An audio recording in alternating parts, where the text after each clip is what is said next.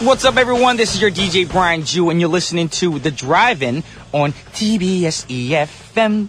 Ladies and germs, White Day is coming up soon. It's 9 days away, and I just want to remind you all, and especially the dudes out there, you better plan something special because your lady friends hooked you up on Valentine's Day. So you need to return the favor, or else you're gonna, regret it later on. Because if you get you know what they say, especially for you married dudes, happy wife, happy life. And that's true. That is very true. You got to make your wives happy. And to make her happy, you got to get her all the flowers, the candies, the chocolates.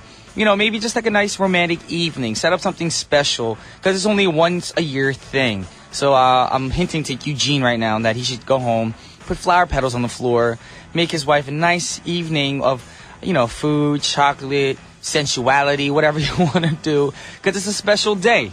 Anyways, today's first song is a fun, energetic one from the 2001 film Moulin Rouge, and this is the song with Christina Aguilera, Lil Kim, Pink, and Maya with the song Sweet Lady Marmalade from Moulin Rouge, requested by Christina. Once again, that was Moulin Rouge soundtrack with Sweet Lady Marmalade with Christina Aguilera, Lil Kim, Pink, and Maya. Yes, it's a great song. It's fun, very energetic. Like I said, it started off the show very great. And right now, I want to welcome you back to The Drive-In with your go-to guy for the hour, Brian Jew, in the studio. And I want to tell you again how to get in contact with us. You can call the studio at 02-778-1013 or send us a text at pound 1013 for a charge of 51 to your smartphones, or send us an email at efmdrivein@gmail.com, or you can send us a tweet on Twitter, of course, at efmdrivein. And if you have any requests, make sure they're from a movie or a film.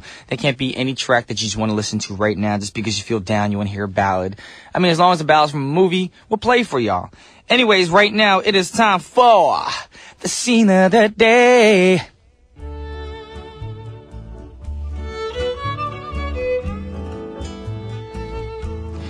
All right, now, today's scene of the day is a movie that was released in 1983, Return of the Jedi, and it was the final Star Wars film of the original Star Wars trilogy.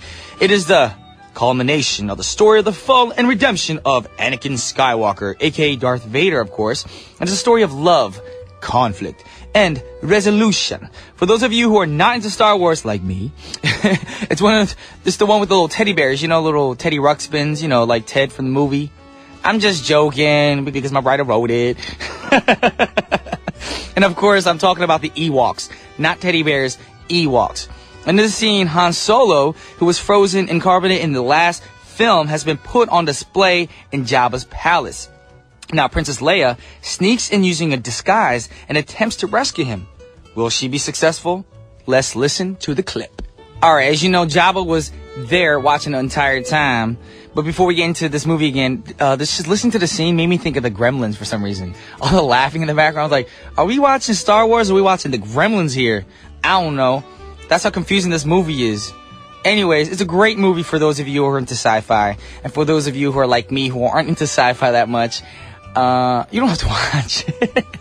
Anyways, after the scene, he throws Han Solo in jail and makes Princess Leia wear a metal bikini and be his slave.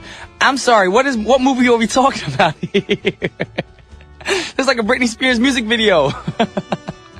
Anyways, maybe Jabba isn't such a bad guy after all. He's a little freaky, but he ain't a bad guy. And of course, Luke Skywalker showed up later and rescued everyone. I'm in a laughing mood today, y'all, which is a good thing, y'all. But the scene made you think that maybe, just maybe, the heroes weren't gonna make it. Come on, guys, of course they're gonna make it. It's freaking Star Wars. Of course the heroes always make it. In the beginning of the part of the film, you see it. I guess I didn't see this film. But I mean, every movie, the heroes always make it. If the heroes don't make it, then what's the point of making a movie? Anyways, we have an interesting song for you guys from this film. And it comes to the original version of the film, which was released in 1983. Before George Lucas started playing with it and he made these films actually good. Just joking, y'all. Just joking. I'm talking about the special editions, of course. And here's a song, Ewok Celebration, from the Return of the Jedi soundtrack. Welcome back to The Drive-In. That was from the Return of the Jedi soundtrack. And it was a bunch of kids laughing in the background, going cray-cray. No, we're just joking. It's called Ewok Celebration. Yes, that was a very interesting song. I'm not gonna lie, I do like the song though. It makes you feel like a man. That kind of stuff is so amazing. Anyways, coming up on today's show, It is Tuesday, so that means Jason Beshervase will be joining me to talk about Korean films today after intermission. So please stay tuned for that because talking about Korean films are one of my favorite days of the week. It's just so fun to learn about Korean films because I don't watch Korean films that much. So I got to learn myself something. You know what I'm saying? Get on, y'all. I need to teach me some Korean film stuff. But that's going to be after intermission. But right now we have a song request. And the song request is by Winnie Brian B. And it's from the musical Mamma Mia. The song is sung by three men who might be Sophie's dad, and it's originally sung by ABBA. And here's a song, Thank You for the Music, from the Mamma Mia soundtrack. Once again, that was from the Mamma Mia soundtrack, and it was Thank You for the Music. And the next song request is by Mia, and it's from a film that was released very recently in 2012, and it stars Bradley Cooper, Jennifer Lawrence, and Robert De Niro, and it's the movie Silver Linings Playbook. And it's about a man who has bipolar disorder, and he moves back with his parents from a psychiatric hospital. And he's obsessed with his ex-wife who cheated on him, but then he finds new friends and great people to help him with his problems. It's a great film. If you haven't seen it, I urge you guys to see it. It's going to be available soon on iTunes, I heard. I saw a pre-order thing on iTunes, so if you haven't seen it, go check it out. Great movie. And the song is called Ma Chérie Amour, and the version we're going to play for you guys today is by Lisa. And after you guys listen to the song, I'll be right back with Jason B, or Jason Beshervase, to talk about the funnest Korean films that he's got to talk about today. So I'll be right back right after intermission. Welcome back to the Drive-In, and right now it is time for KFilm Tuesday with Jason Beshervase. What's up, Jason? Hey, how's it going? That was one fine introduction. You know? Like I said, with me, I try to make everything musical here. Even though it's not Musical Wednesday, the program is about music from awesome films. So since we don't have a theme song for this corner, we do have background music to introduce you. I thought maybe I should make a little theme song for Jason. Or for everyone, yeah. Well, that was mighty impressive, Brian. You do have one good voice. You have to do like a response song for me. Yeah, but you remember last time I tried that, it ended in tragedy. No. I didn't hear anybody complain. There was no Twitter bomb threats or anything. So you can, one day surprise me. I will have a song ready, and we'll be ready for you to sing for us here live. Yeah, ready to shatter windows. Literally. No. I don't know why. Every time I work with you, I feel like I want to speak with an accent. Yeah, so your British accent randomly comes up when I listen to this show in my car. Sometimes I listen to you, and then you have this. You come out with these kind of random British accents. It varies from the southern England to the north of Scotland. What about the Irish accent? Do you want to hear this one? Good morning to you. I don't know if that's good or not. No, that's a Scottish accent. Oh, is it? Yeah. I don't know. Scottish and Irish are pretty similar to me. Yeah, there's a certain twang to both of those accents. But the main reason for me right now to have this accent is because I'm watching this reality TV show called Chasing the Saturdays. Apparently the Saturdays is a girl group from the UK that are trying to break out in the US. So watching that, all they do is speak with their accents. But the funny thing about the show is the whole show is subtitled. And I realize why, because a lot of Americans can't make out what people from the UK are saying. So it cracks me up because I hear my friends all the time. It's like, I don't understand. What do Americans think we're like aliens? Because they always subtitle everything from the UK. And I'm like, because it's hard for a lot of Americans to understand what you're saying, especially when you guys are speaking fast.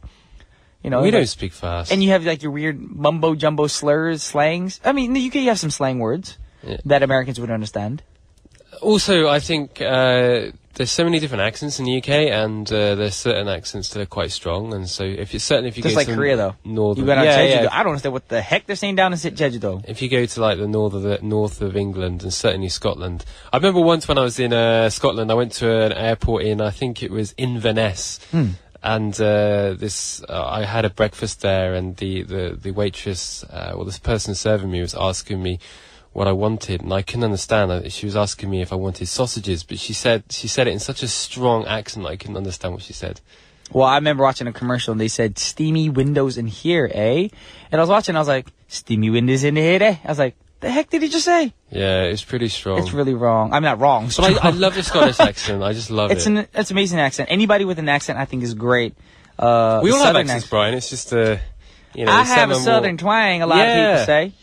But speaking of Southern twangs, that's not what we're here to talk about. We're here to talk about some Korean films. Well, that's one good Southern accent, American accent. Thank you very much. Not that I'm the best person to judge it, but it does sound pretty good to me. Anyway, moving on, we are, of course, talking about Korean movies. Yes. And the movie I've brought in today is called The Taste of Money. Alrighty. Donnae Mat, which was released last year, and it's directed by Im Sang-soo, who's a big director here in Korea. He's made a number of films. He made the remake of The Housemaid, The Old Garden, The President's Last Bang, and A Good Lawyer's Wife, Baramnan Gajok, is one of his most famous and certainly is, I would say, his, in terms of critical success, his most successful film. It stars Kim Kang-woo, and he's actually in a film that I'll hopefully, I'm going to talk about a little bit later, called Psychometric, which is being released later this week in cinemas, so there's the connection. But it also stars Baek Kyun-sik, Yoon Yo-jung, and Kim Hyo-jin. So quite a big cast there. It basically follows Yeonjak, who's a private secretary of Madam Beck, the central power of a Korean conglomerate who deals with the immoral private issues of a wealthy family, and as his desire for money and power grows, he endures whatever he's ordered to do, letting people around him get hurt is no longer a concern. And then meanwhile, Yeonjak reports to Madam Beck that Madam Beck's husband, Mr. Yoon, is having an affair with a Filipino nanny, and Madam Beck despairs and then greedily seduces Yeonjak. So that's kind of the premise of the movie. It went to Cannes Film Festival last year. It went to the Cannes Film Festival. Didn't win any awards. But just to go to the festival, that's yeah, a huge he was invited. achievement. Yes. Yeah, he was invited. And Im Sang-soo does have quite a good history in terms of internationally as well. His films often get invited to film festivals. Actually, with this movie, I was honoured, actually, to be invited to the set. So I watched a couple of scenes be You were actually shot. invited? Yeah, I was, because I know the director, so he invited me to the set. Lucky you. So the first day of shooting, he asked me to go along, and so I went to see him shoot this movie together with his crew. So I got to meet Kim Kang-woo, Baek Kyun-sik, and yeah, it was really interesting to see how like a Korean movie is made. And so I got to see Im Sang-soo, the director, in action, and he has a great presence on the set, and you know, he gets a scene ready to shoot, well, his team do, and then he thinks about how it should be shot, and then he gives instructions to his team, and it's really interesting how it all came together. And then they have a monitor there, so they shoot the scene, and then they look on the monitor, and if they're happy with it, then they move to the next scene. If they're not happy with it, then they retake it. So that was really interesting. That was the first actual scene that they shot that I went to. It was a very cold November evening. And they have these kind of heated seats, so even though it's cold, you get to sit down, and the seat is heated, so you don't feel cold. And then a couple of months later, I went to the set in Paju. This movie was set in Paju. It basically takes place in this kind of big house, and so they have this studio in Paju where they kind of construct this kind of interior of a kind of a mansion. So they didn't actually film it at a mansion or house? Well, I think they filmed some of the exterior scenes there, but all the interior scenes, from what I gathered, were shot in Paju. Paju has a number of studios that Korean directors use. Park Chang-wook used the studios in Paju for his movie Thirst, or Bakji. So a number of films are shot in Paju because they have a bit more space. That's closer to where you live.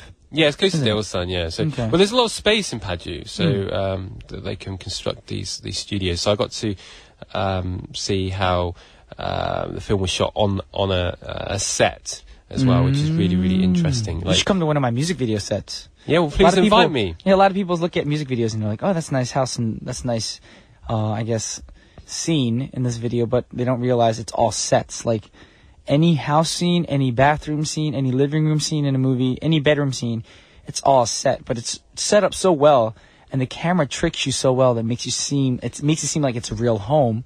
I mean, that's the directors and the staging people's jobs, but it's amazing to me to watch back at my videos. I'm like, oh yeah, I remember that, because in the scene you're looking at, like, that window's there, it's not really a window. Yeah. And in front of you, which people don't get to see, you have like 20,000 staff members holding cameras, mics, lighting, and then it's nerve-wracking, especially if it's the beginning of the day, the first shoot of the day. If you're an actor in the video, it's like, oh my gosh, all these eyes on me. But you have to act like you're the only one in that room. It's fun, though. Yeah, it is fun, right? Maybe I should have you in the video. Huh? Maybe I should have you in my video. Yeah, you should, yeah. Are you curious about acting someday? Yeah, maybe, yeah. Okay. Haven't really done any acting experience. Okay. You should give me a call, Brian. We'll have you act, and you'd have to be an American person, so you have to get rid of your accent. Okay, Brian. My American accent is pretty good, right? No, it's I not. love how certain people their tone changes when they try to do different accents. You go deeper when you do the American accent. For me, when I do like the UK accent, I go higher. Hello. See, hello, mate. You know how my tone goes higher? Why is that? Makes no sense to me. Yeah.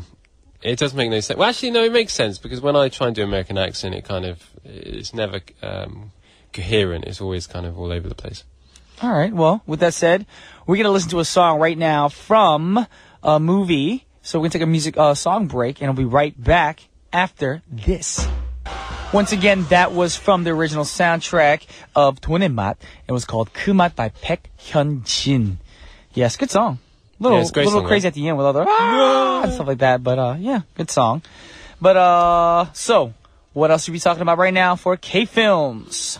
Okay, well, let's talk about what's out this week. So, Alrighty. Psychometric, directed by Kwan Oh-young, who made Parallel Life in 2010. Alrighty. This stars Kim Kang-woo, and he was in The Taste of Money, so that's one of the reasons why I talked about The Taste of Money before the song.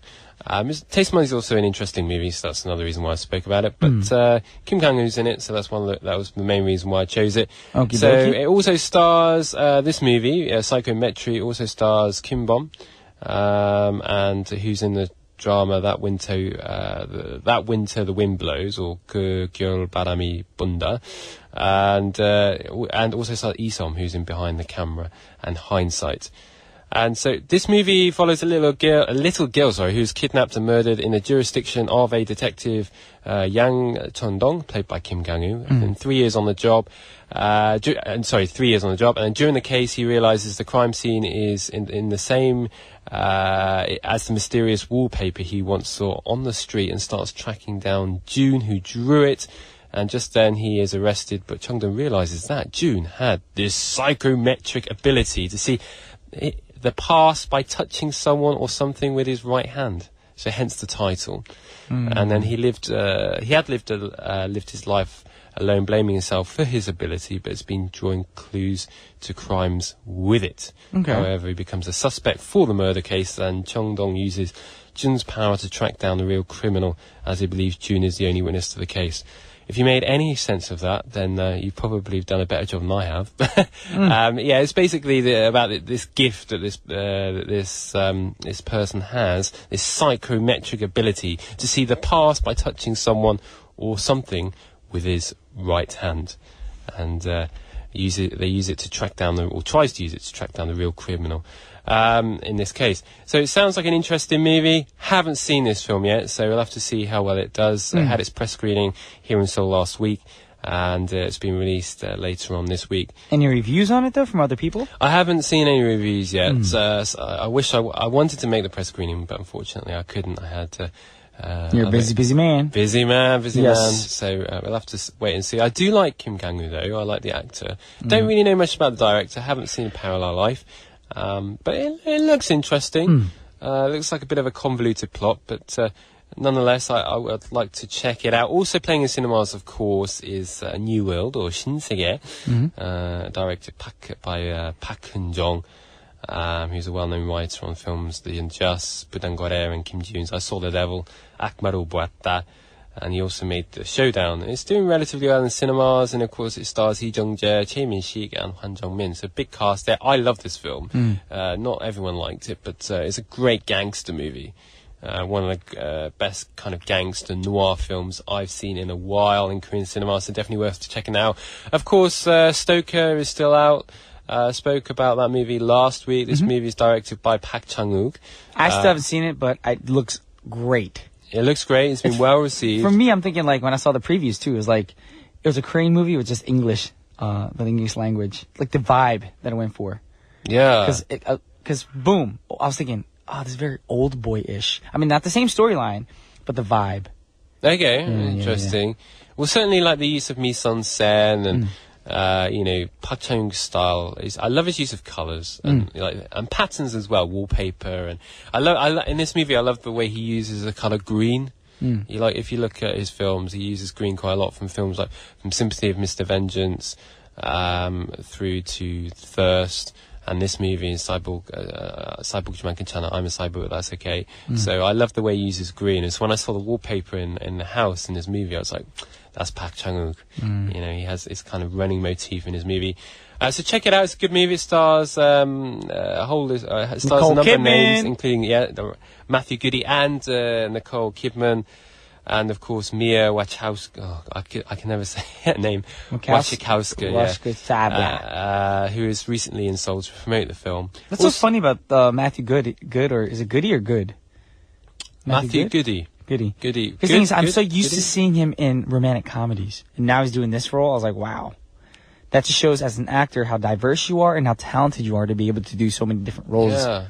Well, apparently, I heard that Park Chan-wook saw Match Point. He was in the Woody Allen movie, Match Point. And after he saw that, he was like, I want him in my movie. He literally got on the phone, apparently. He got onto Skype or whatever, and made a phone call and he said, I want him. And he got him. I wish it was that easy for me, for my next video. I want Jessica Alba. Boop. I want Rachel McAdams. Boop. It doesn't work that way for me. Well, he is a director with a great reputation, and it's great to see that he's done well in Hollywood. We'll have to wait and see whether this film does well. Kim Ji-yoon's film, Last Stand, bombed in the box office pretty much everywhere, from what I understand. Even here? Yeah, it did terribly here. Absolutely. It just bombed.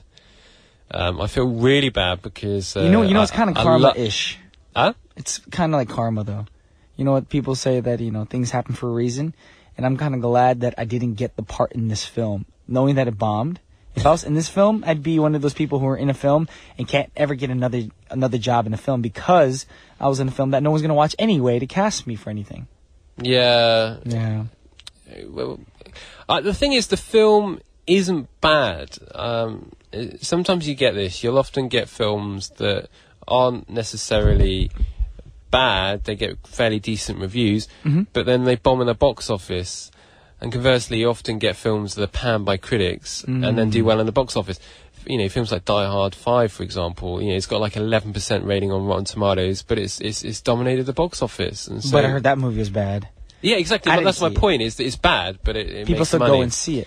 But then there are other films that get fairly decent reviews, but then people don't want to see it. So, but I blame Arnold Schwarzenegger. I mean, I loved him in his heyday. Arnold, in the 90s.